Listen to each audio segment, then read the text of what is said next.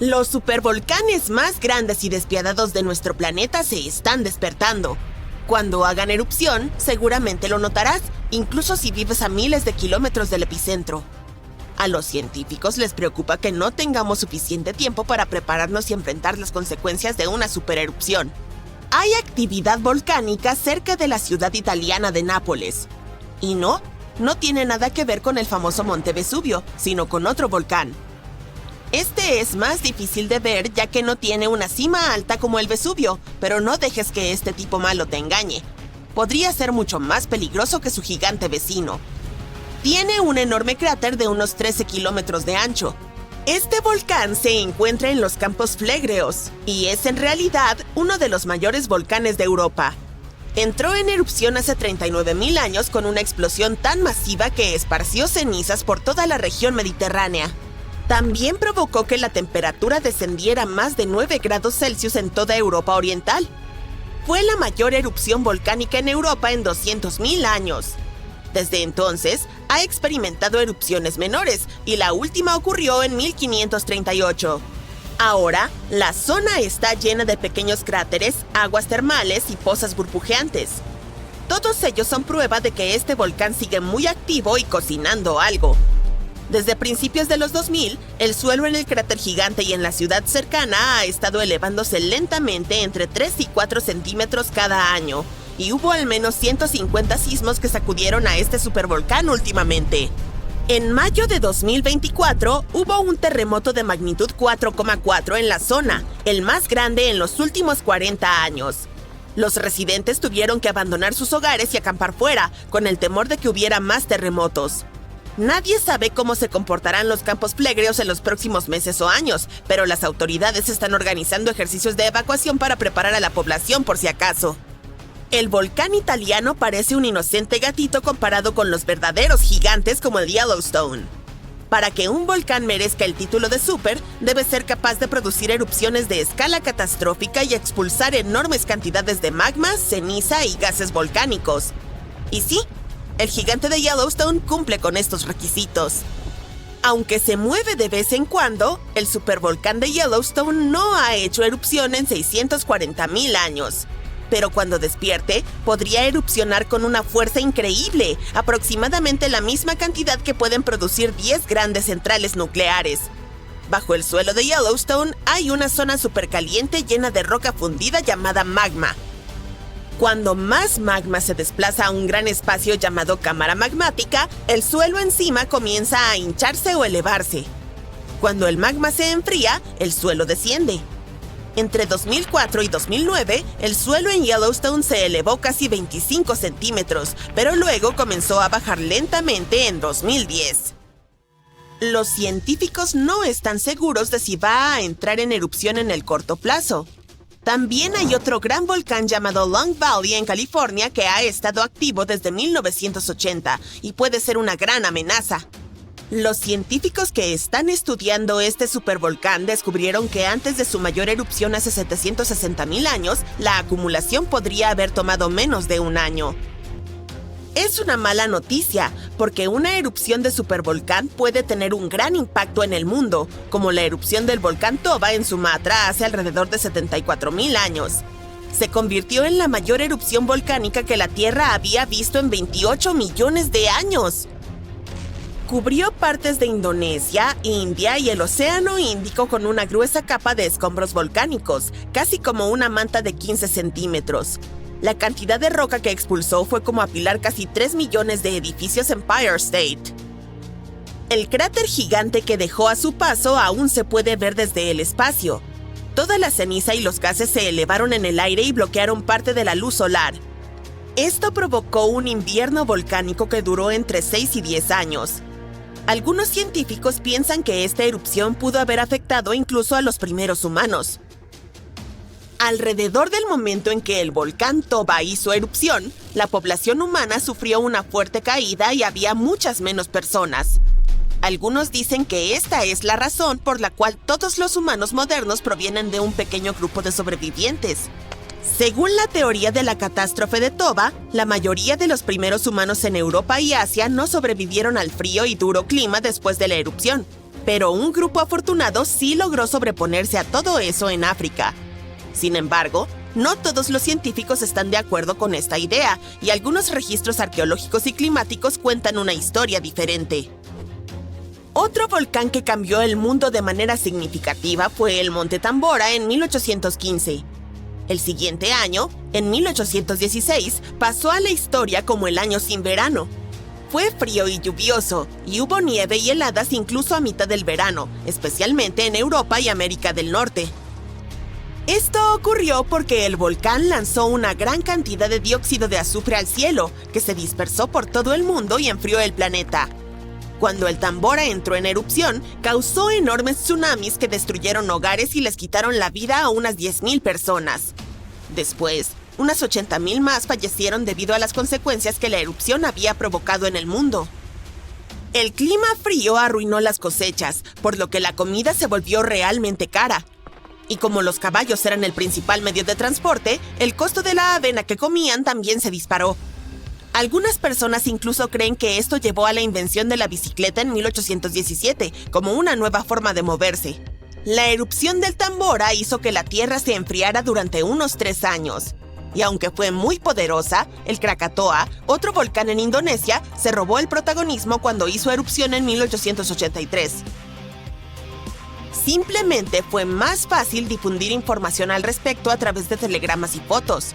Su explosión final fue el sonido más fuerte registrado en la historia, y la gente pudo escucharlo en el 10% de toda la superficie terrestre. La erupción provocó un tsunami, con olas de aproximadamente la mitad de la altura de la Estatua de la Libertad, unos 42 metros. Si solo tuviéramos 12 meses para prepararnos para la erupción de un supervolcán, sería realmente difícil almacenar suficiente comida y estar listos. Pero no entres en pánico todavía. Las erupciones de supervolcanes son muy raras, y la última ocurrió hace 26,500 años en Nueva Zelanda. Los científicos creen que una supererupción ocurre una vez cada 100,000 años en promedio. Pero lo triste aquí es que la Tierra no sigue una línea de tiempo perfecta. Podría haber grupos de supererupciones con intervalos más cortos entre ellas, y luego periodos de calma más prolongados. Como ya ha habido 2 supererupciones en los últimos 100,000 años, siempre existe la posibilidad de que ocurra de nuevo antes de lo que esperamos. Además, aunque hay lugares como Yellowstone y Long Valley donde esperamos que los volcanes entren en erupción, hay posibles puntos calientes menos obvios. En Chile hay un volcán llamado Laguna del Maule que entró en erupción en el pasado y dejó un enorme cráter. En los últimos 20 años, el suelo allí se ha estado elevando muy rápidamente, hasta casi 0,3 metros por año. Algunas personas están preocupadas de que esto pueda ser un indicio de una gran erupción inminente. Pero los científicos dicen que aún no hay suficiente magma para causar una supererupción. En Bolivia, el volcán Uturuncu también está mostrando actividad. Es parte de un grupo de volcanes que han causado supererupciones en el pasado. Desde los años 60, el suelo alrededor de Uturuncu se ha estado elevando, pero la última erupción fue hace 250,000 años. A pesar de que el magma podría estar subiendo, no es suficiente para preocuparnos todavía. Las probabilidades de que ocurra una supererupción durante nuestra vida son de 1 en 1400, lo cual es bastante bajo, así que no necesitas preocuparte demasiado. Sin embargo, al igual que alguien gana la lotería cada semana con muy pocas probabilidades, una supererupción podría ocurrir en algún momento en el futuro. Y cuando suceda, necesitaremos estar preparados.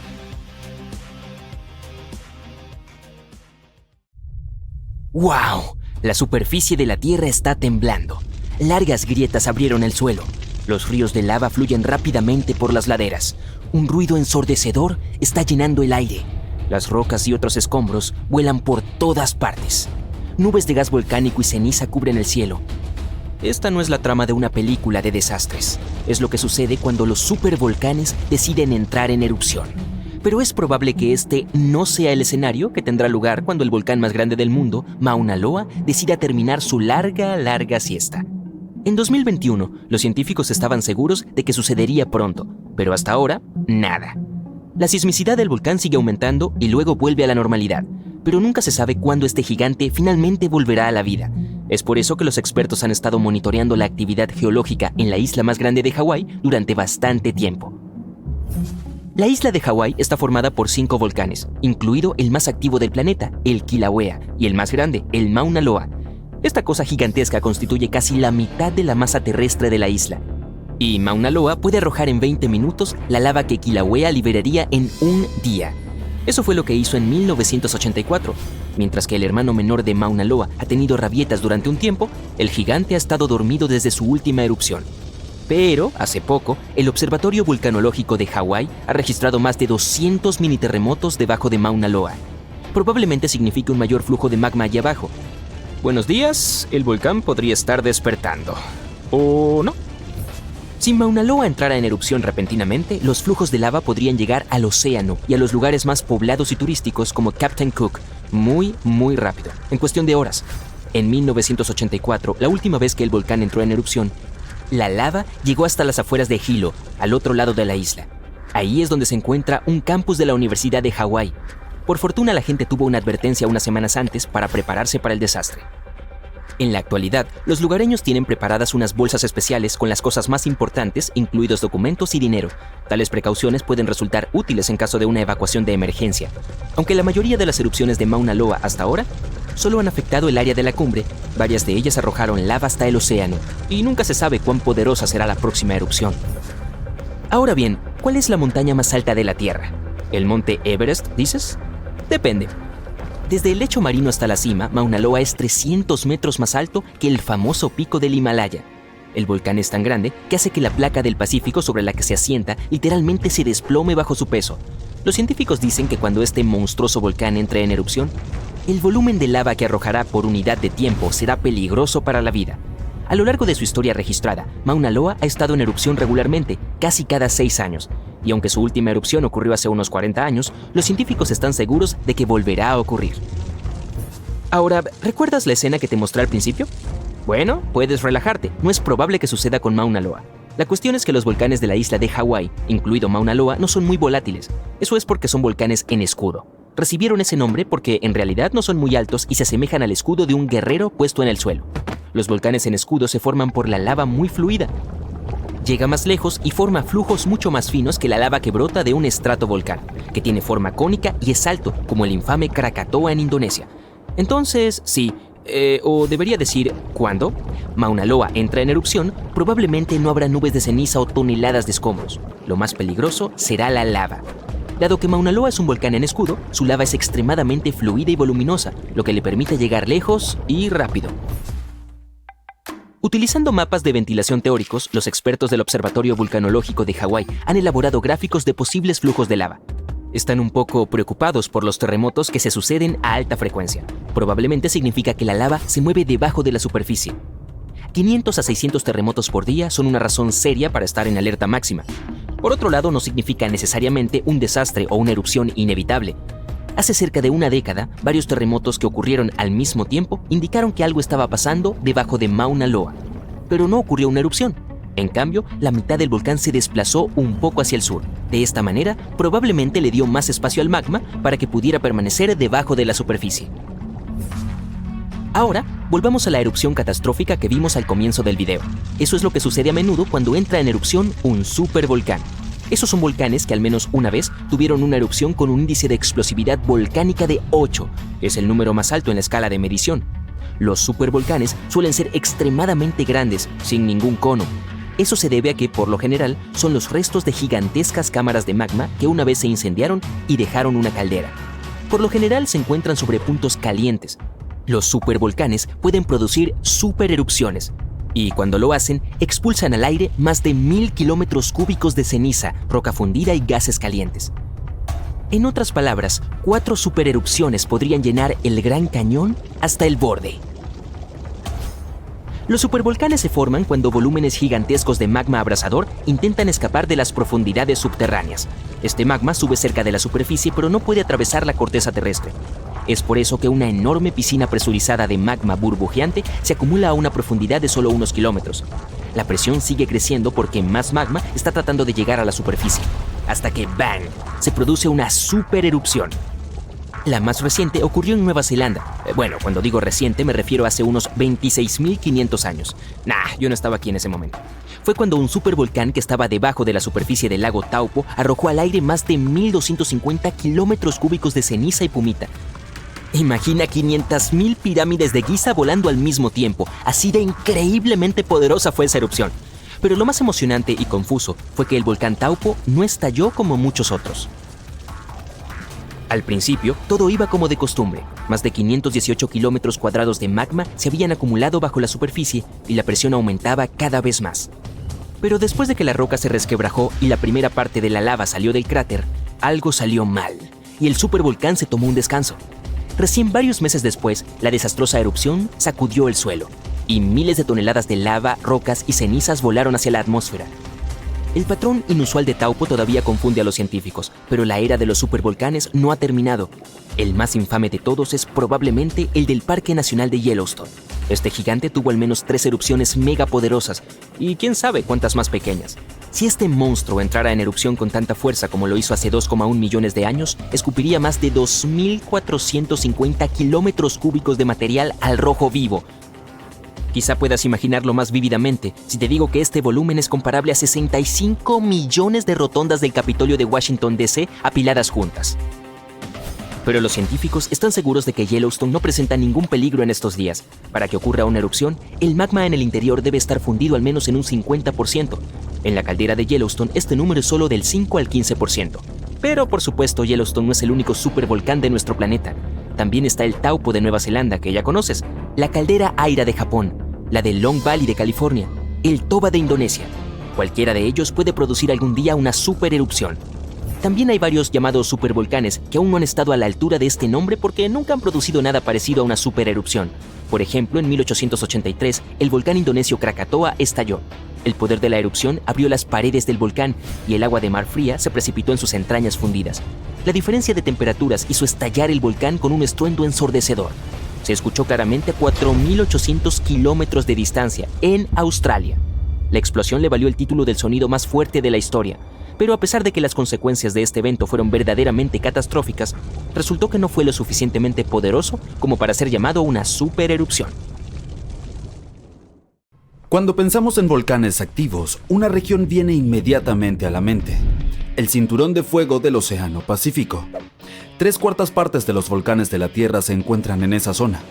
Comparemos el área con Australia, que no tiene ninguna actividad volcánica. El viejo continente de Europa también está tranquilo, o al menos nos gusta pensar eso. ¿Puedes adivinar cuál es el volcán más activo de Europa? Si pensaste en el monte Etna en la isla de Sicilia, en Italia, acertaste. El volcán ha erupcionado unas 200 veces y ha estado lejos de dormir en las últimas décadas. La última vez que esto ocurrió fue en agosto de 2023. La montaña más alta del Mediterráneo tiene 500 millones de años. Pero en Islandia hay un volcán mucho más joven. Se activó el 10 de julio de 2023. Por la tarde, 3 fisuras aparecieron en el suelo de una península al suroeste de la isla. Esto fue en la base de un pequeño pico montañoso, el Litli-Rutur. Su nombre significa pequeño carnero en el idioma local. El volcán arrojó lava fundida a gran altura en el aire. También había columnas de gas en la zona, pero la comunidad científica no se sorprendió por el evento. Ya sabían mucho sobre el área volcánica que se extiende entre las ciudades de Reykjavik y Keflavik. Su nombre es difícil de pronunciar: Fagradalsfjall. ¡Hey! ¿Quién se robó las vocales? Ya había erupcionado durante los 2 veranos anteriores. Esta actividad llegó después de 8 siglos de inactividad.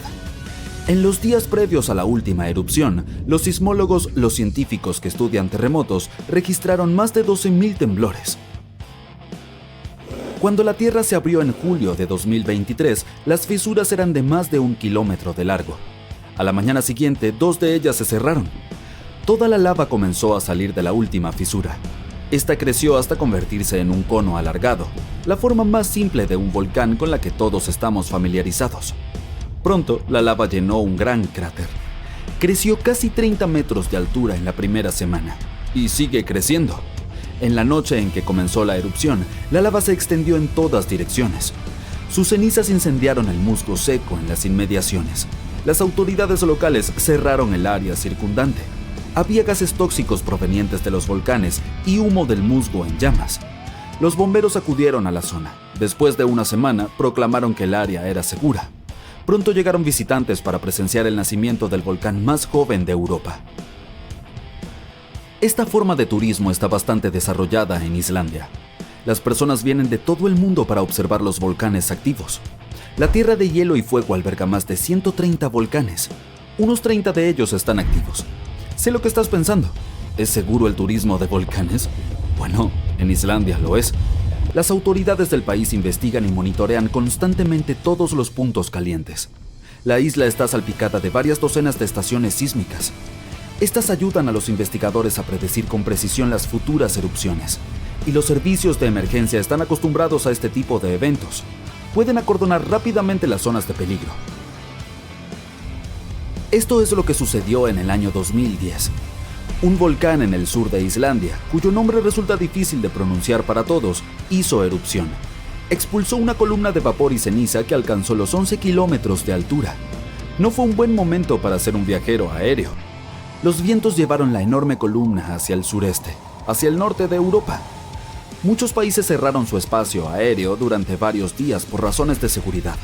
El volcán hizo erupción en marzo, pero la Tierra ya temblaba desde enero del mismo año. Por eso, los sismólogos sabían que se acercaba una erupción. Cuando se trata del volcán más joven del continente, la infraestructura turística ya está allí. Los visitantes pueden dejar sus autos en un estacionamiento designado. Luego se embarcan en una caminata de 5 horas. Esto conduce a una plataforma de observación. Los turistas están tan cerca del epicentro que pueden sentir el calor del cráter. El espectáculo es más impresionante por la noche. La seguridad nunca es una preocupación. Los científicos regularmente trazan mapas de riesgo que delinean los límites de los campos de lava. De este modo, los visitantes que siguen las reglas nunca están en peligro. Más de una semana después de que comenzó la erupción, una sección del cráter colapsó. La lava fluyó cuesta abajo, al oeste del volcán. Este majestuoso río ardiente es de lava de movimiento lento. Los científicos la categorizan como tipo AA. El término es de origen hawaiano. Este describe lava basáltica que tiene una superficie áspera y quebradiza. El flujo está compuesto de bloques de lava rotos llamados clinker. Estos se desprenden a medida que la sustancia fluye y revelan áreas rojizas y ardientes. Las secciones más frías de la lava son de color gris y negro. Cuando avanza, produce un sonido distinto, como el del vidrio cuando se rompe. Casi un mes después de la erupción del nuevo volcán, obtuvimos imágenes aéreas de un fenómeno interesante. Un tornado se formó directamente sobre el flujo de lava. Esto ocurre debido a las altas temperaturas en el área. Cuando las condiciones son adecuadas, una columna de aire caliente puede convertirse fácilmente en un mini tornado. Los científicos observaron un evento similar, un lavanado, durante la erupción del monte Kilauea en Hawái en 2018. Los campos de lava de la segunda isla más grande de Europa cuentan la historia de la creación de Islandia. Se sitúa sobre el lugar donde se encuentran las placas de América del Norte y Eurasia. Las placas tectónicas son enormes pedazos rocosos de la capa más externa de la Tierra, la litosfera. Hay aproximadamente 20 de ellas. Se asientan sobre una capa de roca parcialmente derretida, la astenosfera. Toda la lava que vemos en la superficie empieza su viaje aquí. Podrías decir que estas placas flotan sobre roca derretida. Sus límites son inestables. Cuando dos placas se rozan entre sí, liberan inmensas cantidades de energía. La formación de volcanes es un resultado. Estos son lugares donde la roca derretida, es decir, el magma, asciende hasta la superficie. Islandia comenzó a formarse aproximadamente hace 60 millones de años. Las placas tectónicas bajo el océano se separaron. La lava se acumuló suficientemente en la superficie para crear terreno sólido. Esta antigua roca está hoy bajo las olas. A medida que la lava nueva llega a la superficie y se enfría, empuja la roca antigua lejos del centro de la isla. Por eso las partes más antiguas de Islandia no tienen 60, sino solo 16 millones de años. Los campos de lava activos del país son jóvenes en términos geológicos. Algunos de ellos tienen menos de 1000 años. Los científicos consideran a la isla un punto caliente para los volcanes, con intención de juego de palabras. Casi un tercio de la lava basáltica que llegó a la superficie terrestre en la historia registrada desde el siglo XVI provino de erupciones islandesas. Enjambres de fisuras, como las que ocurrieron antes de la erupción de 2023, cubren el 30% del país nórdico. Por esta razón, solo un cuarto de la isla está habitado. Los vikingos noruegos fueron las primeras personas en establecerse en Islandia a principios del siglo X. La naturaleza les regaló una ruidosa fiesta de bienvenida. Solo unos años después de su llegada, en el 934 d.C., presenciaron una de las mayores erupciones volcánicas de la historia. Los vikingos provenían de una región sin volcanes, por lo que no tenían ni idea de lo que estaba sucediendo. Hoy, los islandeses están acostumbrados a tales eventos. Esto es bueno porque su tierra natal está entrando en una nueva era de actividad volcánica. Los vulcanólogos sospechan que los eventos recientes son una introducción a décadas de erupciones más frecuentes.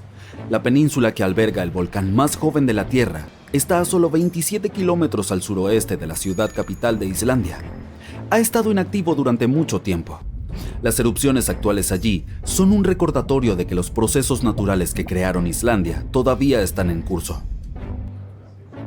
Recientemente científicos descubrieron que existe un vínculo histórico entre las erupciones volcánicas en el norte de Europa y los glaciares. Nuestro planeta atravesó al menos 5 importantes eras de hielo. Estos fueron periodos excepcionales largos cuando la temperatura promedio en la Tierra disminuyó. El resultado fue la expansión de las capas de hielo en el norte de Europa y América del Norte. La última era de hielo terminó hace unos 10.000 años. Los investigadores aún están tratando de entender completamente cómo estos periodos glaciales afectan la actividad volcánica. Sospechan que el enorme peso de todo ese hielo interrumpe el flujo de magma subterráneo. Cuando los glaciares se retiran, se levanta la presión. Esto facilita que la lava fluya hacia arriba hasta la superficie, donde estalla. Frankenstein, un tiempo increíblemente frío y toneladas de lava. ¿Qué tienen estas cosas en común? Todas se remontan al Monte Tambora. Este volcán de Indonesia tuvo un impacto tan grande que las consecuencias se sintieron en Suiza incluso un año después, y estos lugares están separados por miles de kilómetros. Pronto podríamos enfrentarnos a algo similar de nuevo. Quédate aquí porque estoy a punto de revelar el lugar exacto donde se espera que ocurra la próxima erupción en 2025. En 1815, el Monte Tambora hizo erupción con una fuerza sin precedentes y envió una colosal nube de partículas finas a la atmósfera. Esta nube reflejaba la luz solar y provocó un enfriamiento global e incluso el año sin verano en 1816. Las temperaturas se desplomaron, las cosechas fracasaron y las familias de todo el mundo enfrentaron escasez de alimentos e incluso diversos problemas de salud.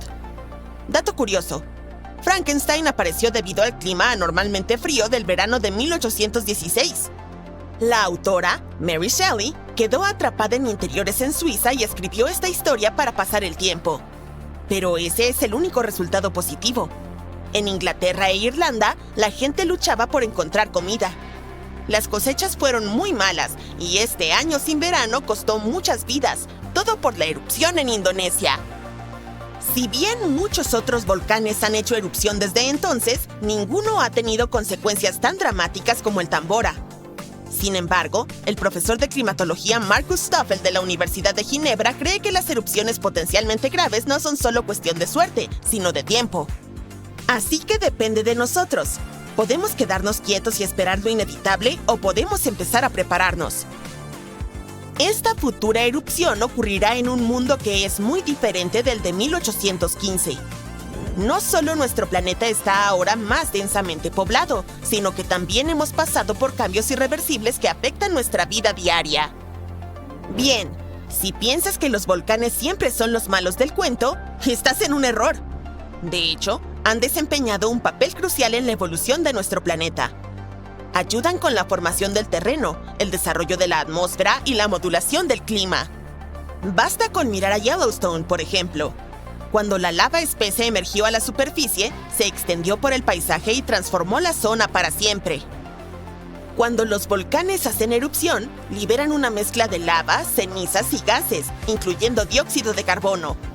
Pero no te preocupes, En comparación con las emisiones de los combustibles fósiles, la cantidad de los volcanes es bastante pequeña. Lo que realmente están vigilando los científicos es el dióxido de azufre, ya que puede tener un gran impacto en nuestro clima. Cuando ocurre una erupción volcánica importante, puede lanzar dióxido de azufre hacia la estratosfera, que se encuentra aproximadamente a 11 kilómetros de altura en la atmósfera. Una vez allí, se transforma en diminutas partículas de aerosol que dispersan la luz solar y enfrían el planeta. Sin embargo, este efecto de enfriamiento no es inmediato. Esas partículas pueden permanecer durante un par de años e incluso circular por todo el mundo. Hoy en día, contamos con equipos especiales para monitorear las emisiones de dióxido de azufre desde el espacio. Tomemos como ejemplo el Monte Pinatubo en Filipinas. Durante su erupción de 1991, liberó alrededor de 15 millones de toneladas de dióxido de azufre. Ahora bien, aunque eso es mucho, no fue tanto como en la erupción del Tambora. Aún así, el Pinatubo logró reducir las temperaturas globales en aproximadamente medio grado durante varios años. El Tambora, por su parte, bajó las temperaturas globales promedio en aproximadamente 3 grados. Sé lo que podrías estar pensando. Eso no es mucho. Pero créeme, marca la diferencia. Si el planeta se calienta solo 1 grado, podría afectar los niveles del mar. Los expertos piensan que podríamos ver un aumento de hasta 20 centímetros para finales de este siglo. Esto podría eliminar gran cantidad de tierras de cultivo y hábitats costeros, lo que sería un gran golpe para muchas comunidades. Entonces, tal vez una erupción volcánica que pueda enfriar el planeta sea como un mecanismo natural que nos ayuda. No exactamente. Aunque sí enfría el planeta, no te dejes engañar pensando que es el tipo de frescura que nuestro mundo necesita. Estos cambios de temperatura pueden afectar los cultivos, como ocurrió en 1816. También hay evidencia de que las grandes erupciones pueden interrumpir los patrones de lluvia y provocar así condiciones más secas en las regiones de monzón en África y Asia. Verás, el monzón de verano depende de la diferencia de temperatura entre la Tierra y el océano, la cual puede ser alterada por la actividad volcánica. Curiosamente, un clima más cálido puede potenciar los efectos de enfriamiento de las erupciones volcánicas. Los expertos explican que la formación y el movimiento de las partículas de aerosol dependen de las condiciones climáticas. A medida que las temperaturas globales aumentan, una circulación de aire más rápida puede dar lugar a partículas de aerosol más pequeñas, que son más efectivas para dispersar la luz solar y, por lo tanto, intensificar el efecto de enfriamiento. Los océanos también contribuyen a esta dinámica. Una superficie oceánica en calentamiento crea una capa estratificada que dificulta la mezcla de aguas cálidas y frías, lo que podría significar que las erupciones volcánicas enfrían principalmente la capa superior del océano y la atmósfera por encima de ella, según Stoffel. Además, el cambio climático puede influir directamente en los sistemas volcánicos. El derretimiento del hielo desencadenaría más erupciones al reducir la presión y permitiría que el magma ascendiera con mayor facilidad. Por otra parte, el aumento de las precipitaciones asociado al cambio climático puede infiltrarse en el suelo e interactuar con el magma, lo que podría provocar erupciones. Aunque la perspectiva de un periodo de enfriamiento debido a una erupción volcánica podría parecer beneficiosa en medio del cambio climático, los científicos advierten que los efectos podrían ser nefastos. Las consecuencias inmediatas podrían ser graves, especialmente para las 800 millones de personas que viven cerca de volcanes activos. Una erupción importante devastaría ciudades enteras. Por ejemplo, Campi Flegrei, ubicado cerca de Nápoles, Italia, está mostrando signos de aumento de actividad y amenaza la vida de alrededor de 1 millón de personas. Si eres de Oregón, ten cuidado, ya que los expertos dicen que este estado podría tener erupciones volcánicas. ¿Estás asustado? No lo estés. En realidad, no es tan aterrador como parece. Permíteme explicar por qué. Hay más de 80 volcanes en Oregón, pero no nos interesa ninguno de ellos en particular porque es un volcán submarino el que probablemente hará erupción en 2025. El monte submarino axial es el volcán más activo del noroeste del Pacífico. Sin embargo, sigue siendo en gran parte desconocido para el público debido a su ubicación a unos 480 kilómetros de la costa y más de 1,5 kilómetros bajo la superficie del océano. Aunque se espera que su próxima erupción no represente una amenaza de tsunami ni terremotos significativos en tierra debido a su profundidad y su distancia de la falla de Cascadia, los datos recopilados al estudiar sus erupciones pueden mejorar nuestro monitoreo de los volcanes más peligrosos. La llamamos una erupción amistosa, ¿te parece? En realidad, predecir erupciones es un esfuerzo complejo. A menudo nos encontramos con titulares alarmantes, como Yellowstone está a punto de estallar. ¿Debemos tomar en serio estas afirmaciones? En realidad, no. Es cierto, Yellowstone se encuentra sobre un supervolcán activo que ha experimentado 3 grandes erupciones explosivas en los últimos 2 millones de años. La última erupción ocurrió hace unos 70,000 años, y la explosión más importante fue hace alrededor de 631,000 años, que formó la enorme caldera de Yellowstone. Naturalmente, muchas personas están interesadas en saber si Yellowstone volverá a hacer erupción y cuándo podría suceder. Afortunadamente, los científicos están utilizando nuevas técnicas para ahondar en estas cuestiones. Un estudio reciente sugiere que es poco probable que Yellowstone pase por otra erupción importante en el futuro cercano. La razón es que el magma debajo del parque está dividido en una red de cámaras separadas. Aunque todavía hay una cantidad considerable de magma presente, no está lo suficientemente interconectado para sustentar una erupción. Estudios anteriores proponían la existencia de una capa inmensa de magma debajo de Yellowstone, pero los hallazgos recientes desafían esa idea. Para obtener una comprensión más clara de las dinámicas subterráneas, los investigadores utilizaron una técnica llamada magnetotelúrica, que emplea los campos electromagnéticos naturales de la Tierra en lugar de ondas sísmicas. Debido a que el magma es un buen conductor de electricidad, este método es particularmente efectivo para mapear rocas fundidas y comprender la actividad subterránea en regiones volcánicamente activas. Al utilizar magnetotelúricos, los científicos crearon un mapa detallado del magma bajo Yellowstone, que les permitió hacer predicciones más informadas sobre futuras erupciones. Pero, ¿qué ocurriría si sucediera una erupción similar a la del Monte Tambora? En líneas generales, habría un gran caos climático. Sí, los mejores científicos están buscando una solución en caso de que realmente suceda, pero todavía no la tienen. Por lo tanto, técnicamente, no estamos preparados para un segundo Monte Tambora. Al menos por ahora no se predicen erupciones importantes. ¡Uf! A primera vista, parece que estamos en una balsa gigante llamada continente, que solo flota sobre lava fundida hasta que choca con otro continente. Bueno, hagamos una parada rápida en una clase de ciencias de secundaria. Nuestro planeta es como un pastel, con diferentes capas de ingredientes apilados uno sobre otro. El núcleo de la Tierra, el manto y la corteza. Oye, ¿dónde está el betún? La masa del pastel en la parte superior representa la corteza terrestre, la cual está compuesta por 3 tipos de rocas sabrosas: ígneas, sedimentarias y, repítelo conmigo, metamórficas. Estas se forman de diferentes maneras, como a partir de lava solidificada o de depósitos de partículas y minerales. La corteza es lo que pisamos, el hogar de nuestros continentes, océanos y todo lo que vemos a nuestro alrededor. Luego tienes el manto, la capa que se encuentra justo debajo de la corteza. Muchas personas podrían pensar que es solo lava, pero no es exactamente así.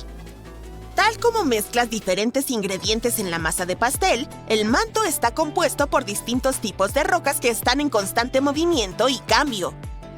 Y, finalmente, llegamos a la parte más dulce del pastel, el centro, o en el caso de la Tierra, el núcleo. Tiene 2 partes, el núcleo externo y el interno. El externo está hecho de rocas y metales fundidos que son increíblemente calientes. ¡Ay! Incluso más que la superficie del Sol. El núcleo interno es sólido, aunque las temperaturas allí son extremas. No se convierte en líquido porque la presión ahí abajo es increíblemente fuerte. Cuando ves todo esto, es fácil pensar que debajo de nosotros hay interminables kilómetros de lava y rocas calientes. Entonces, ¿cómo es que las placas tectónicas se mueven? Los continentes no flotan sobre un mar de roca fundida. Las cortezas oceánica y continental realmente descansan sobre un manto. Claro, hay una capa de roca líquida en nuestro planeta, el núcleo externo, a unos 2.800 kilómetros debajo de la superficie, pero está separada de esta por el manto, que es grueso y sólido. Entonces, las placas tectónicas de la Tierra se mueven porque están sobre una gruesa capa de roca sólida, el manto superior o astenosfera. Básicamente, esta roca está bajo una presión y calor increíbles, lo que hace que fluya a cámara lenta con el tiempo. Imagínalo como la miel o el jarabe que vierte sobre las capas de un pastel. Al mover el molde, la miel o el jarabe también se desplazan y fluyen. De manera similar, el manto superior puede fluir y arrastrar las partes que están encima, solo que mucho más lento que la miel. Y la roca es tanto quebradiza como flexible. Puede agrietarse y romperse como una galleta. Vaya, ahora me está dando hambre. Pero también puede estirarse y doblarse como un pedazo de dulce masticable. Cuando las placas se traban entre sí, no pueden moverse más, pero cuando se liberan, comienzan a desplazarse de nuevo, como piezas de un rompecabezas que se mueven hasta encontrar su encaje perfecto. Las temperaturas y presiones extremadamente altas son la razón por la cual ocurre este flujo. Es como una gran olla de sopa en la estufa. A medida que la sopa se calienta, comienza a moverse, por lo que transporta calor de un lugar a otro. ¿Ya es hora del almuerzo? Y hablando de almuerzo, quiero decir lava, no son solo las rocas fundidas las que viajan desde el núcleo exterior hasta los volcanes. Cuando las placas tectónicas se juntan y una se desliza debajo de otra, generan mucho calor y presión al rozar entre sí. Es como frotarse las manos rápidamente y empiezan a calentarse. O como cuando enciendes un fuego con piedras. Y a medida que la roca derretida, o magma, asciende a la superficie, puede formar volcanes. Hace mucho tiempo, la Tierra del planeta no estaba dividida en continentes como lo está hoy en día. En cambio, había una inmensa masa llamada Pangea, que en griego significa toda la Tierra. ¡Vaya! Imagina estar atrapado en el medio de este gigantesco océano. Con el tiempo, este supercontinente se fue fragmentando con lentitud. Sus partes se separaron unas de otras y formaron las tierras individuales que llamamos continentes. Esta idea surgió por primera vez en el siglo XVI cuando un cartógrafo, Abraham Ortelius, se dio cuenta de que las costas de África, América y Europa parecían encajar como piezas de un rompecabezas. Investigadores posteriores se dieron cuenta de que la composición rocosa de sus costas era similar, lo que significa que solían ser parte de una gran masa única, y llamaron a eso la teoría de la deriva continental. Al principio, la gente era bastante escéptica acerca de esa idea porque no sabían cómo podían desplazarse tierras tan masivas. Ahora, todos podríamos explicar esa parte, ¿verdad? Entonces, la corteza terrestre está dividida en un par de placas grandes y muchas otras más pequeñas.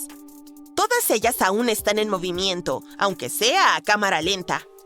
No podemos percibirlo y no veremos cambios particulares durante nuestra vida. Es un proceso que dura cientos de millones de años. A medida que las placas se mueven, interactúan entre sí de maneras fascinantes. Por ejemplo, cuando dos de ellas chocan, una puede ser empujada debajo de la otra, lo que ayudaría a crear una zona de subducción. Con el tiempo, esta es la forma en que se obtienen cosas asombrosas como islas volcánicas, fosas oceánicas e incluso cordilleras enteras. Al parecer, las placas comenzaron a moverse hace unos 3.500 millones de años. Les tomó un tiempo agruparse en el primer supercontinente en forma de rompecabezas del que tenemos conocimiento, llamado Ur. Hoy en día, sus restos constituyen partes de Madagascar, India y Australia.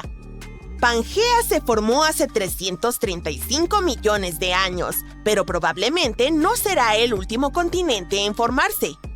Así que algunas nuevas generaciones en un futuro distante podrían vivir en algo llamado la próxima Pangea o Pangea próxima. Cuando la corteza oceánica del océano Atlántico lentamente comience a ubicarse debajo de la corteza continental, la cuenca oceánica del Atlántico se cerrará, lo que ocasionará que los continentes terminen siendo atraídos entre sí. Esto significa que América se encontrará con África y Eurasia quedará girada de lado. Así que la gente podría vivir en una gigantesca masa terrestre en forma de anillo, agrupados alrededor del mar interior o al menos de lo que quede de él. O tal vez los continentes tomen otra dirección y formen un rompecabezas diferente llamado Amasia. En este escenario, América se desplazará hacia el oeste, se fusionará con Australia y girará hacia Siberia. Y hay más. Novopangea es la opción donde América se une para abrazar a la Antártida y Australia y África se desplaza hacia el noroeste. Básicamente, todos los continentes aquí se juntan para formar una enorme masa terrestre que se extiende de un polo al otro. ¿Listo para una más? Nah, vamos. Una proyección reciente llamada Aurica da una idea similar a Novopangea. Solo que aquí todos los continentes se unen para convertirse en una gigantesca masa de tierra que se agrupa alrededor del Ecuador. Tal vez esta sería mi favorita para vivir, con el clima soleado y la playa todo el tiempo. Y quién sabe qué tipo de magníficas trincheras, montañas, islas y otras bellezas geológicas tendríamos con este gigantesco supercontinente. Pangea se desintegró hace unos 175 millones de años. A medida que los océanos Atlántico e Índico comenzaron a ensancharse hacia el este, se formó el Anillo de Fuego. Este es una ruta que recorre el Océano Pacífico con numerosos terremotos frecuentes y volcanes activos. De esta manera, Eurasia no pudo cruzar esta frontera y seguir moviéndose hacia el oeste. Y ahora, Eurasia podría moverse lateralmente a lo largo del Anillo de Fuego. Las zonas de subducción actúan como una barrera que obliga a las placas tectónicas a moverse en diferentes direcciones. Así que, eventualmente, Eurasia podría colisionar con América y formar algo similar a Amasia. Sería genial sentarse allí, tomar las palomitas y verlo desde un lado.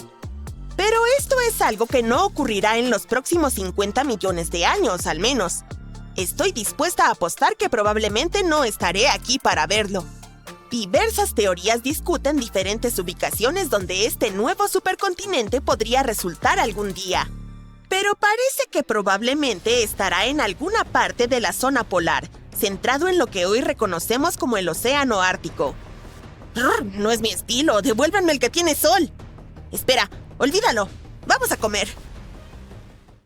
El 14 de enero de 2022, los residentes de Anchorage, Alaska, escucharon una serie de fuertes explosiones que no se detuvieron durante una media hora.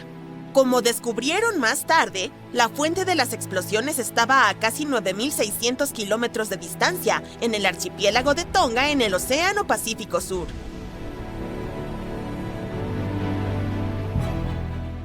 El volcán submarino Hunga Tonga se había despertado de su profundo sueño. Erupcionó por última vez a finales de diciembre de 2021, después de 7 años de inactividad. El Hunga Tonga envió una gran columna de cenizas a la estratosfera que se vio en la capital de Tonga, a 69 kilómetros del volcán. En los días siguientes, estuvo emitiendo vapor y gas a una altura de 11 kilómetros. Además, expulsaba cenizas que se acumulaban a su alrededor e incluso hicieron que la isla sobre la que se encontraba aumentara de tamaño. Luego, volvió a dormirse y las autoridades incluso anunciaron que estaba inactivo. Pero solo un par de semanas después despertó de nuevo, con una fuerza descomunal. Lanzó nubes de ceniza a 19 kilómetros en la atmósfera que bloquearon el sol en algunos lugares y cayeron desde el cielo. Las ondas sonoras de la erupción recorrieron el planeta varias veces. En Fiji, las personas escucharon un sonido que les recordaba el trueno. Algunos estruendos incluso llegaron a Canadá. Las ondas de choque recorrieron la Tierra 4 veces en Japón y Utah y al menos 2 veces en Massachusetts. La erupción provocó decenas de miles de relámpagos. También desencadenó un megatsunami de cientos de metros de altura. Causó daños a edificios e infraestructura, como cables submarinos.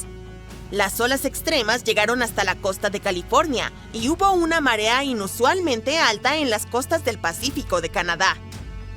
Los científicos estudiaron datos sísmicos para comprender qué causó una erupción tan inmensa. Su modelo de investigación mostró que hubo una gran explosión, probablemente porque el gas quedó atrapado en las rocas, similar a cómo funciona una olla a presión cuando se cocina en exceso.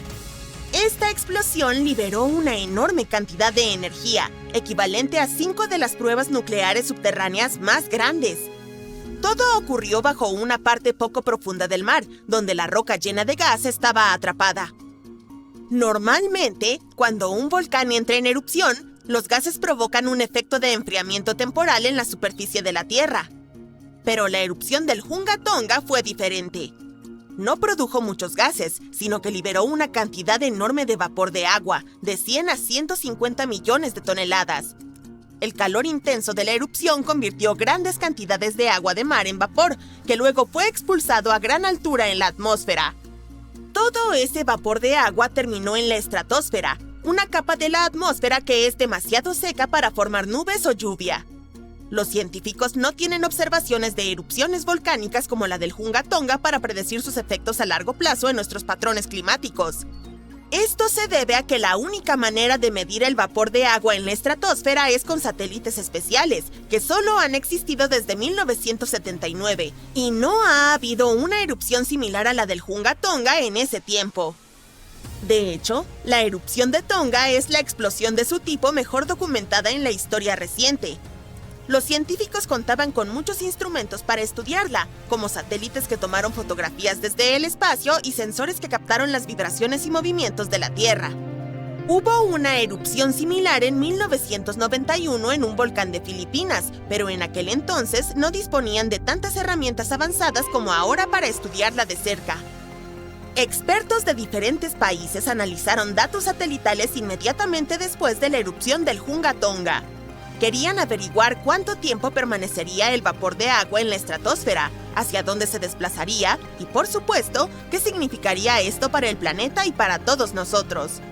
El primer gran resultado de la erupción, al menos en parte, fue un enorme agujero en la estratosfera que persistió durante varios meses en 2023. Para cuando apareció, el vapor de agua había alcanzado la estratosfera polar sobre la Antártida. Pero el Hunga Tonga terminó teniendo un efecto mínimo en las temperaturas promedio globales, al menos por ahora. Esperemos que no repita la historia del volcán Monte Tambora, en la actual Indonesia.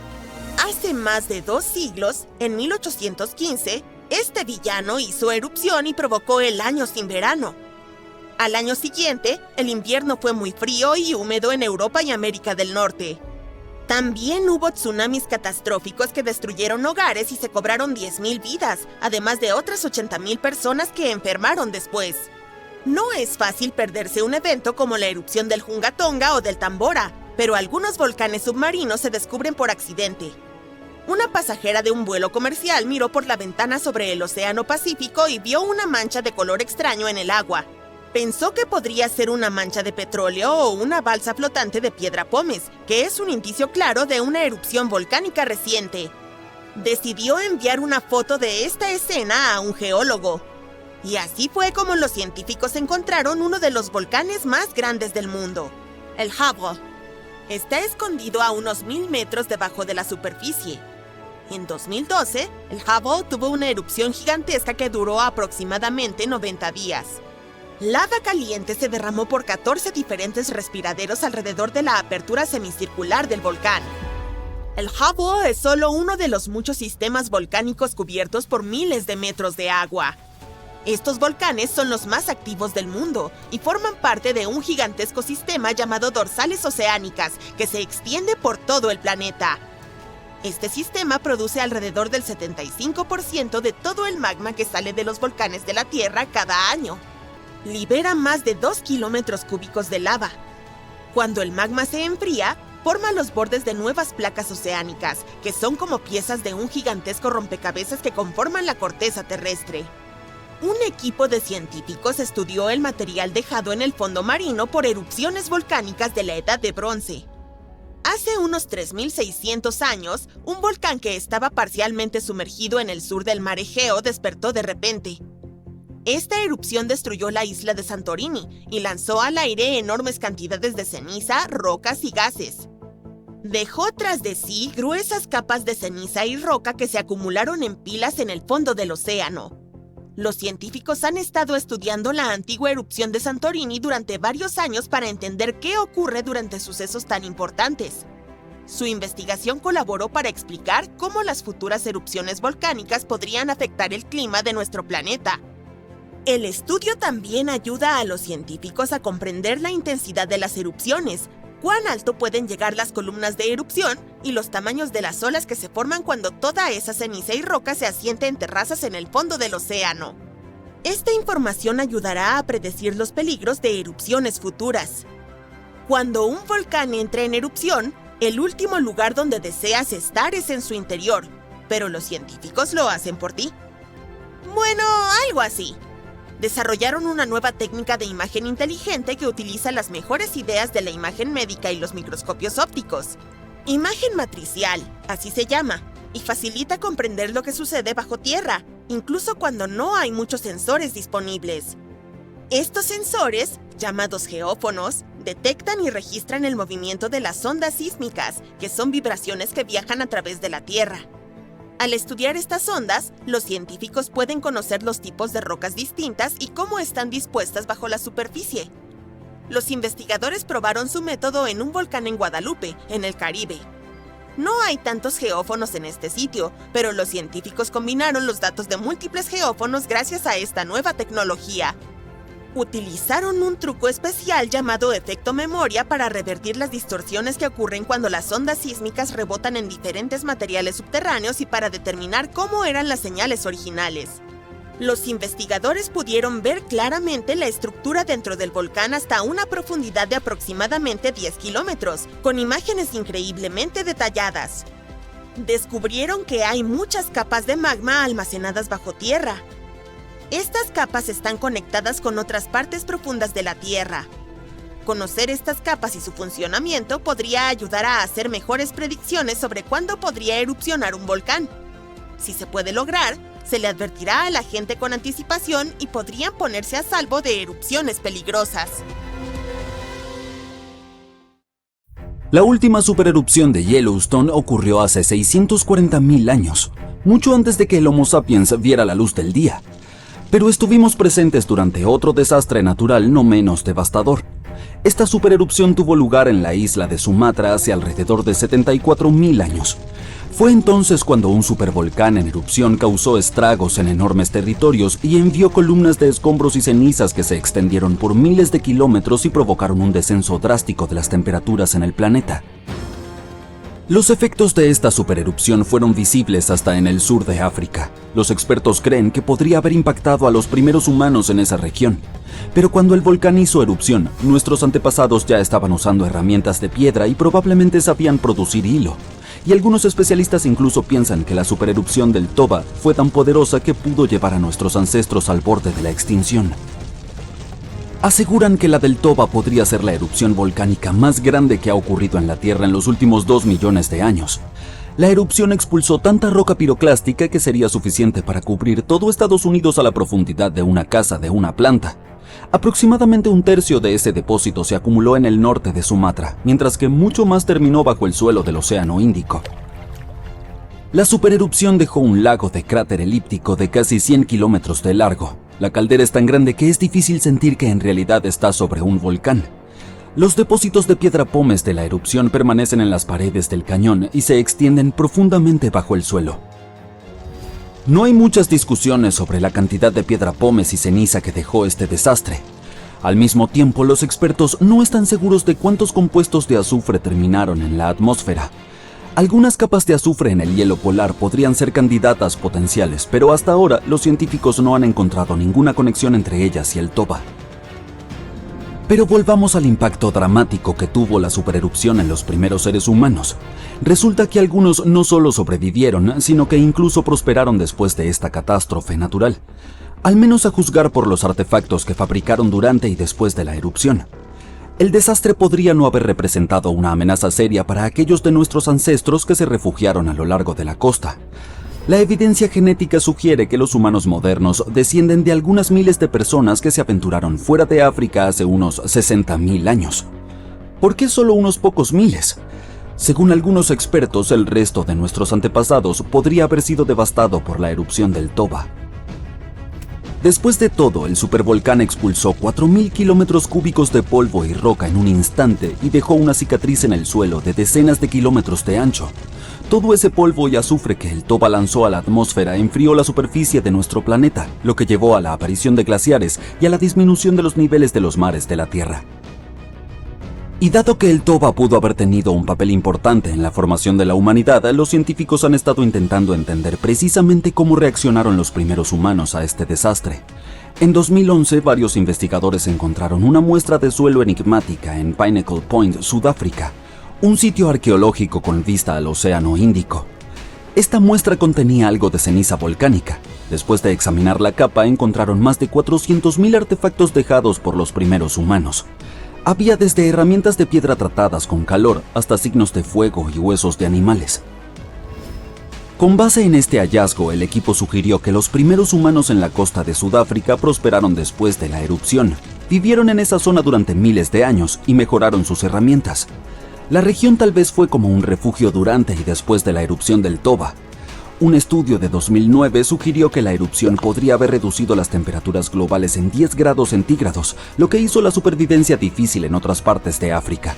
Si hubiera habido un invierno volcánico, no habría sido tan frío a lo largo de la costa. Por otro lado, estudios más recientes afirman que el Toba expulsó tanto azufre a la atmósfera que los aerosoles resultantes podrían haberse unido, lo que habría limitado su efecto de enfriamiento a largo plazo. En otras palabras, justo después de la erupción las temperaturas habrían caído en picada, pero solo en algunas regiones. Y después de unos 3 años, los efectos de las erupciones se habrían calmado por completo y ya no serían peligrosos para los humanos. Bueno, al parecer se necesita más investigación.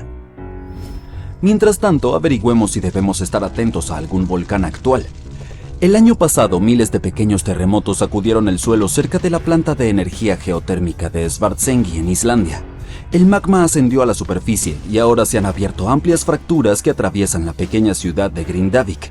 El suelo allí sigue hinchándose y una erupción podría ocurrir sin previo aviso. Pero por supuesto, eso no es todo. En todo el planeta, otros 45 volcanes siguen retumbando. Por ejemplo, el Vesubio de Italia, esa famosa montaña que acabó con la ciudad de Pompeya en el año 79 de nuestra era. En los últimos 17.000 años, el volcán ha pasado por 8 erupciones explosivas seguidas de poderosos flujos piroclásticos, que son masas densas de ceniza supercaliente, fragmentos de lava y gases que fluyen a alta velocidad. La última erupción del volcán ocurrió en 1944.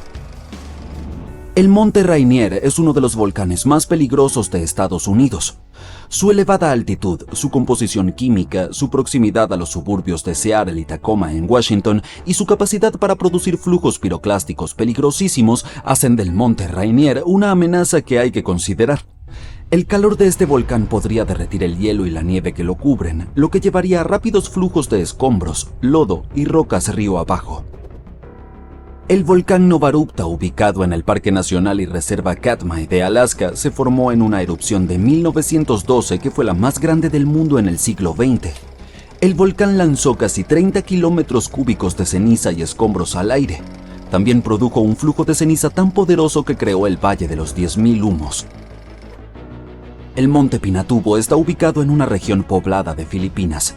Se hizo famoso después de una explosión gigantesca de 1991 que fue la segunda erupción más grande del siglo XX. Más de 700 personas perdieron la vida durante ese desastre natural. Hoy en día, más de 21 millones de personas viven dentro de un área de 100 kilómetros del Pinatubo.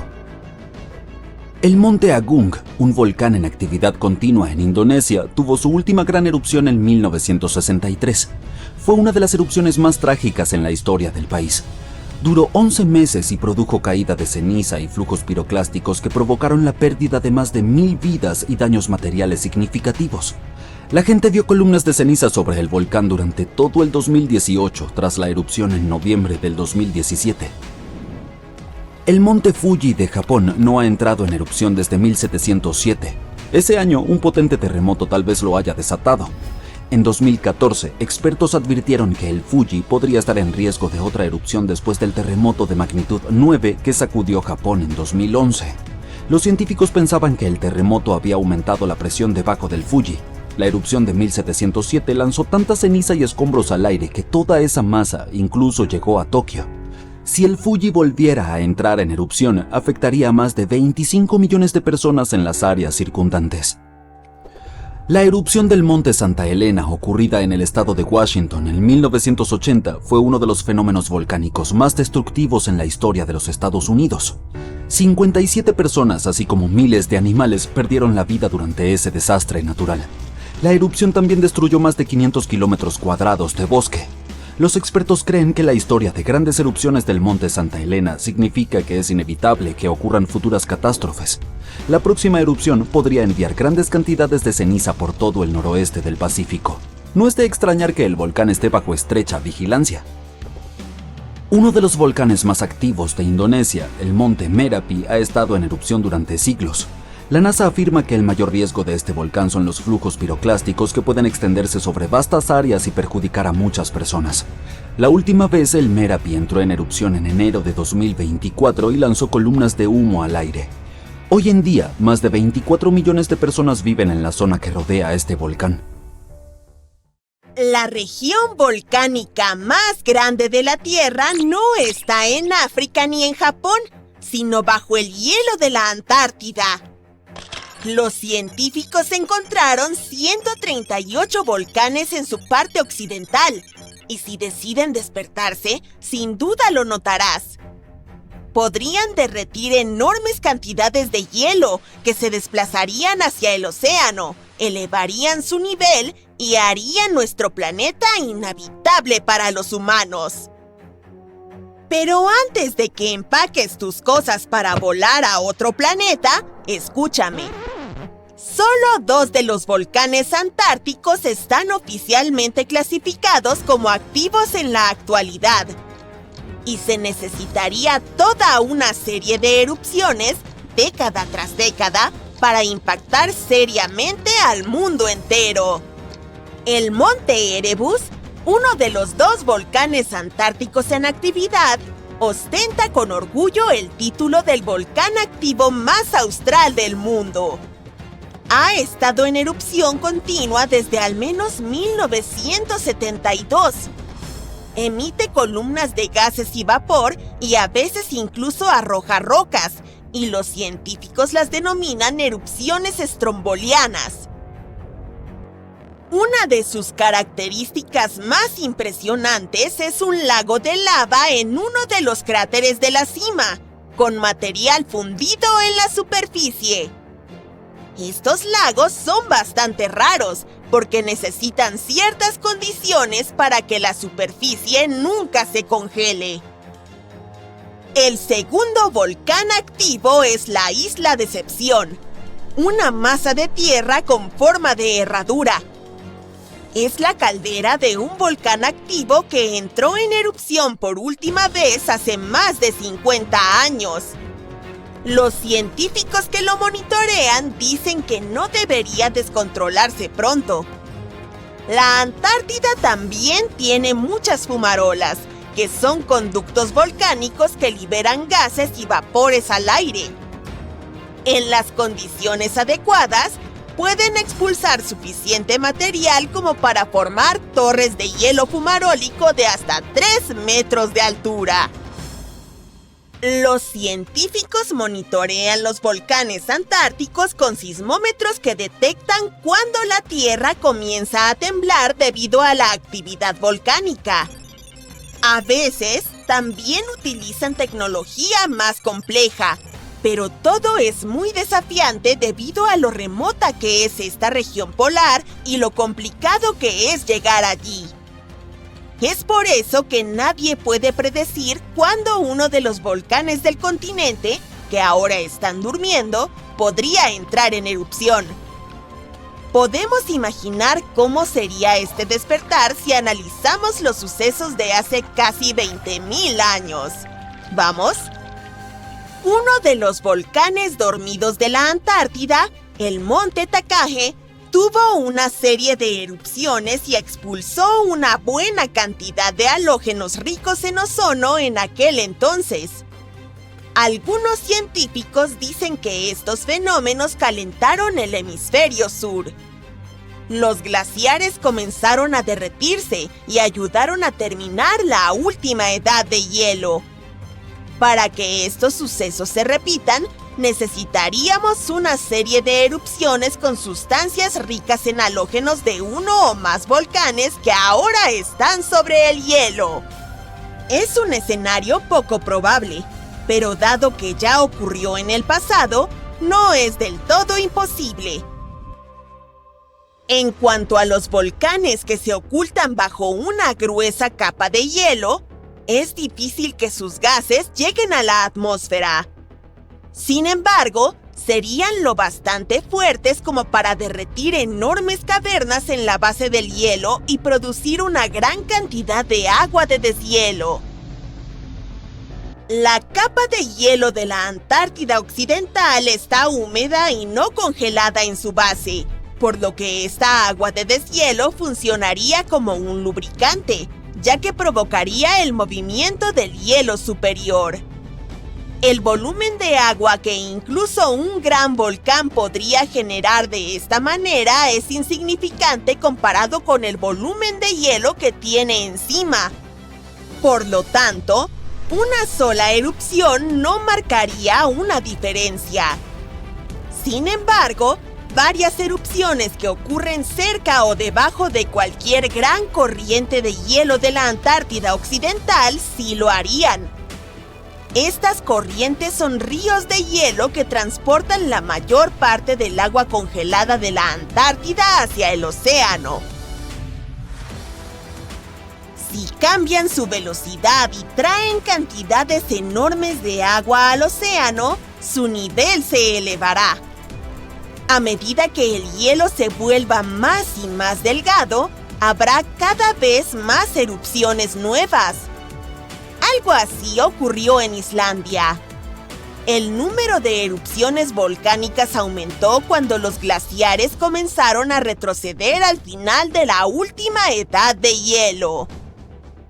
Resumiendo, para que ocurran cambios importantes, varios potentes volcanes que están sobre el hielo llenos de gases con halógenos deben despertarse en unas pocas décadas entre sí y mantenerse activos durante decenas a cientos de años.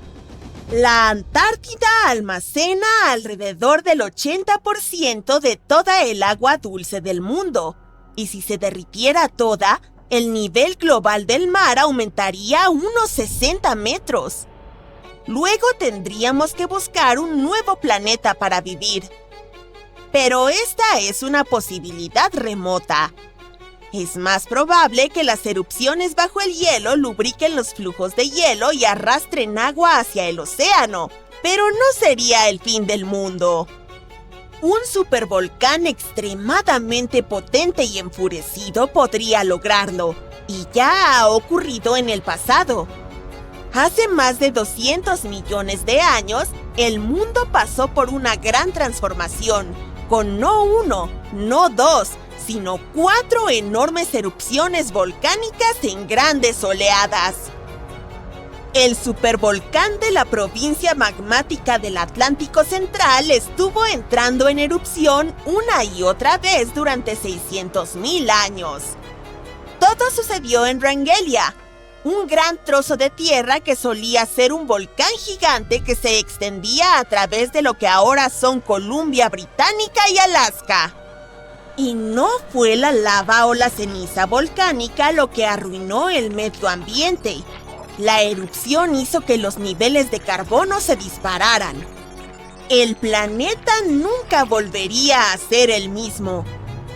Esta actividad volcánica podría haber ayudado a que los dinosaurios crecieran de criaturas del tamaño de un gato a los gigantes que vimos en Parque Jurásico. Desató una temporada de lluvias de 2 millones de años, el episodio pluvial carniano. Hizo que todo el planeta estuviera caliente y húmedo, y a los dinosaurios les encantó.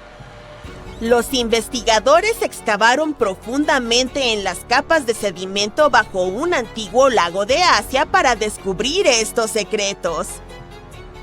Encontraron rastros de ceniza volcánica y mercurio, claros indicios de aquellas erupciones épicas.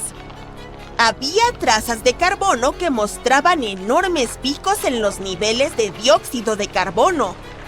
Esto caldeó la atmósfera y la lluvia cayó intensamente. La mala noticia es que podría haber otra erupción como esta. El supervolcán que se encuentra bajo el Parque Nacional Yellowstone ha estado dormido por casi 70,000 años. Pero si despertara, sería mucho más catastrófico que la erupción del Monte Santa Elena de 1980, que se considera la erupción volcánica más desastrosa en la historia de Estados Unidos. Luego siguieron 2 meses de terremotos y una inyección de magma debajo del volcán, lo que debilitó y destruyó toda la cara norte de la montaña. La columna de erupción alcanzó los 25,000 metros de altura en la atmósfera y esparció cenizas sobre 11 estados de Estados Unidos y varias provincias canadienses. La última erupción de Yellowstone fue 1000 veces mayor que esta. El terreno de Yellowstone está compuesto de roca fundida y semifundida llamada magma. Este material fluye hacia una cámara ubicada debajo del parque, aproximadamente de 6 a 9 kilómetros de profundidad, y hace que el suelo se hinche como un globo.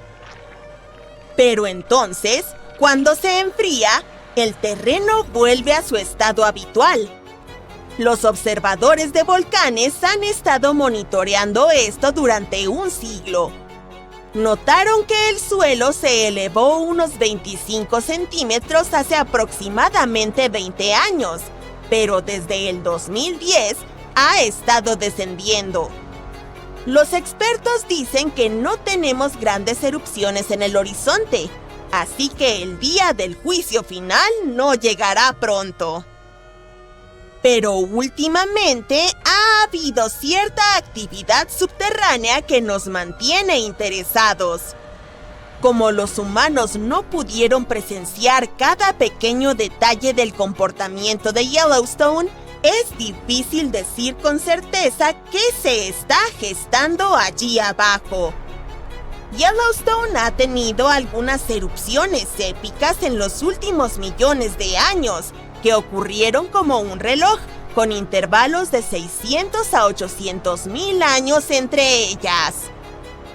La última gran erupción fue hace unos 640,000 años y básicamente remodeló todo el paisaje, esparciendo cenizas y escombros hasta Luisiana. Aún hoy se pueden ver las secuelas de la última gran erupción en la caldera de Yellowstone. Los expertos dicen que no ocurrirá una erupción tan potente como la última. Es más probable que veamos erupciones de vapor y agua caliente o flujos de lava. Pero cuándo y con qué fuerza despertará el volcán sigue siendo un misterio. Son las 7:59 AM cuando un hombre se despierta bruscamente en su cama por una poderosa y misteriosa fuerza. Mientras intenta averiguar qué está sucediendo, una gigantesca columna de agua de 30 metros de altura ya avanza hacia su ciudad natal. En 20 minutos, la mayoría de sus amigos y familiares pierden la vida cuando una pared de agua del tamaño del cielo arrastra edificios, árboles y automóviles. Y esto puede ocurrirte en cualquier momento. Es el día después de Navidad en 2004. Miles de turistas de Europa y América están disfrutando de las playas tropicales en Tailandia, Sri Lanka e Indonesia, cuando un poderoso terremoto submarino golpea la costa occidental del norte de Sumatra, Indonesia. Es un terremoto de magnitud 9,3, el más fuerte jamás registrado en Asia. Provoca uno de los tsunamis más grandes de la historia, el tsunami del día de San Esteban, que se cobra la vida de 230,000 personas en unas pocas horas. La ciudad de Banda Aceh en Sumatra, Indonesia, hogar de 260,000 personas, es la más cercana al epicentro del terremoto. Menos de media hora después del sismo, enormes olas de hasta 10 pisos de altura golpean la ciudad. Más de 60,000 personas pierden la vida de inmediato. La destrucción es tan severa que casi nadie en su camino sobrevive. A continuación, el tsunami golpea Tailandia. Las olas avanzan a una asombrosa velocidad de 804 km por hora a través del Océano Índico. Alcanzan las costas de Phang Nga y Phuket aproximadamente 90 minutos después. A pesar de un intervalo de tiempo tan considerable, tanto los locales como los turistas son tomados completamente por sorpresa. Muchos bañistas incluso caminan hacia la playa, curiosos por la extraña retirada del mar, solo para ser golpeados por una imponente muralla de agua. Casi 5.400 personas, incluidos 2.000 turistas extranjeros, no sobreviven ese día en Tailandia. Una hora después, el tsunami golpea el sureste de India, cerca de Chennai. Las olas llenas de escombros avanzan kilómetros tierra adentro y se cobran la vida de más de 10.000 personas. Sri Lanka enfrenta una devastación aún peor. La isla pierde más de 30.000 personas y cientos de miles se quedan sin hogar. La increíble fuerza del tsunami es evidente incluso a gran distancia. 8 horas después, se cobra sus últimas víctimas en Sudáfrica, a más de 8.000 kilómetros del epicentro del terremoto. Allí, olas inesperadas sorprenden a los nadadores. Investigadores del Centro de Investigación de Tsunamis de la NOAA explicaron que la destrucción fue causada por la inmensa potencia del terremoto. Se originó en una falla de megaempuje, que es donde las placas oceánicas pesadas se sumergen debajo de placas continentales más ligeras. Estas fallas son las más grandes del mundo y se encuentran bajo el agua. El terremoto de 2004 rompió un tramo de 1.450 kilómetros de las placas india y australiana, 50 kilómetros bajo el lecho marino. Además, en lugar de un rápido sacudón, el terremoto duró 10 minutos y liberó una cantidad inimaginable de energía. Durante el evento, enormes secciones del lecho marino se elevaron 40 metros hacia arriba, lo que es un montón. Un movimiento tan repentino envió olas ondulantes colosales a través del océano. Imagínalo como tirar una enorme piedra en el agua. Lo que pasa es que las olas de tsunami no son como esas olas de surf que podrías imaginar. No, se asemejan a un río de aguas rápidas y embravecidas que inunda todo a su paso. Si te atrapan, es casi imposible sobrevivir. Si las poderosas corrientes no te arrastran, los escombros flotantes lo hacen.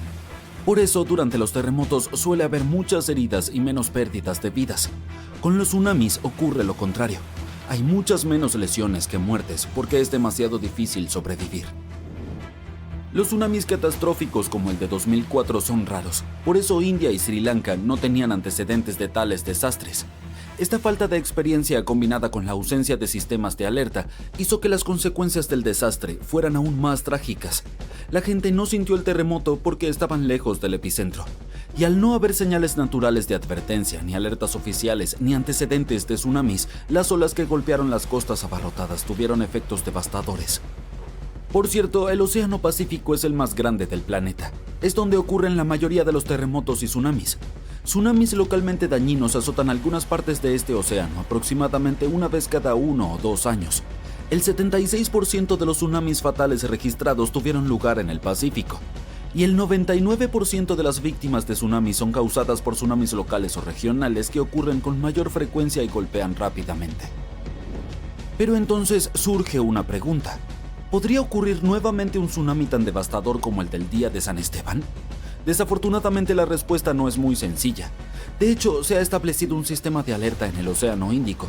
Su objetivo es advertir a las naciones costeras sobre posibles tsunamis. Sin embargo, el comportamiento humano sigue siendo un desafío crítico.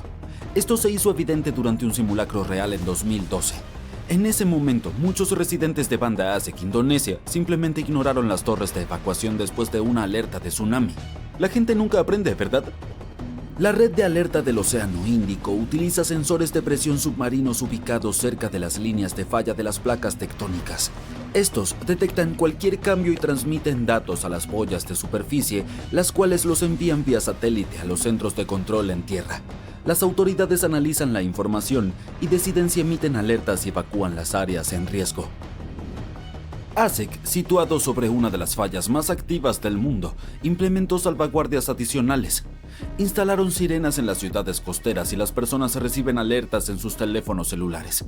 Además, hay torres de evacuación, estructuras de concreto reforzado capaces de albergar a 500 personas. Son zonas seguras especiales. Las autoridades llevaron a cabo pruebas sobre cuán preparados estaban los habitantes. En 2009, 18 países del Océano Índico participaron en un simulacro de evacuación que simulaba un gran terremoto. Miles de comunidades costeras participaron en este simulacro y los funcionarios concluyeron que el ejercicio había sido un éxito. Avancemos rápidamente hasta la primera prueba real del sistema en abril de 2012. Un terremoto submarino de magnitud 8,6 al oeste de Asek desencadenó advertencias de tsunami. Y aunque no hubo olas significativas, toda la situación reveló fallas críticas. Muchos residentes ignoraron las torres de evacuación y en su lugar optaron por huir en auto o motocicleta. Esto provocó embotellamientos en toda la ciudad, con personas varadas en áreas vulnerables a un potencial tsunami. Fue un caos. Algunos residentes incluso regresaron a la playa para buscar señales del evento, algo extremadamente peligroso para la vida. Así que aparentemente aún queda mucho por hacer en cuanto a la supervivencia frente a tsunamis, pero lo que debes saber de memoria son las señales de un evento inminente. Primero que nada está el fuerte temblor del suelo. Los terremotos intensos cerca de áreas costeras pueden generar tsunamis. Si notas que el agua en la playa comienza a retroceder a una velocidad alarmante, exponiendo el lecho marino a arrecifes y peces varados, corre. Luego puede haber sonidos oceánicos inusuales. Ten en cuenta que un fuerte ruido rugiente, similar al de un tren o motor de avión, puede acompañar a un tsunami que se aproxima. Si detectas alguno de estos signos de advertencia, no esperes las órdenes oficiales de evacuación. Abandona de inmediato las áreas costeras bajas y desplázate a terreno más elevado tan rápido como puedas. Si estás en casa, asegúrate de que los miembros de tu familia estén informados sobre el tsunami y sigan la orientación oficial. Debes recordar que los tsunamis generados localmente pueden golpear en minutos, por lo que tienes que actuar con rapidez. Si es un tsunami distante, es posible que tengas más tiempo para evacuar. Si no tienes la oportunidad de trasladarte tierra adentro, refúgiate en edificios altos de concreto reforzado. Evita quedarte en viviendas pequeñas o casas en áreas bajas. Si estás en un bote, mantente alejado de la costa. La actividad de los tsunamis no es tan peligrosa en aguas profundas. Por lo tanto, evita regresar al puerto durante una alerta. Si ya estás en el puerto, consulta con las autoridades portuarias para obtener orientación. Si te resulta posible moverte a aguas profundas, hazlo de manera ordenada.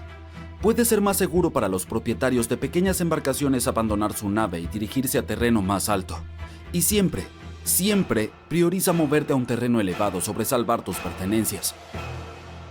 Si vives en una zona costera, también puedes tomar algunas medidas para proteger tu propiedad de antemano. Dado que la mayoría de las olas de tsunamis miden menos de 3 metros, podrías considerar elevar tu casa, lo que puede reducir los daños.